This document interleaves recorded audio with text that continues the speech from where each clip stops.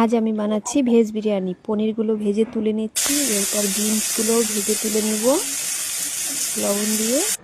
এখন সেমভাবে গাজরও ভেজে নিব লবণ দিয়ে। আলুগুলো লাল লাল করে লবণ হলুদ দিয়ে ভেজে তুলে নেব। এরপর মশলা দিয়েছি টমেটো বাটা, জিরে বাটা, আদা বাটা, হলুদ লবণ দিয়ে ভালো করে কষিয়ে নিলাম। এরপর দিয়ে দিলাম দই। উপর থেকে রাইসগুলো এখন সাজিয়ে নিব। এরপর সাজিয়ে নিলাম বিনস, ভেজে রাখা গাজর, পনির সব কিছু দিয়ে বিরিয়ানি মশলা, গরম মশলা দিয়ে সাজিয়ে এরপরে স্বাদ মতো নুন, চিনি, বিরিয়ানি মশলা, গরম মশলা, ঘি সব কিছু দিয়ে এবার বসিয়ে দেব দমে।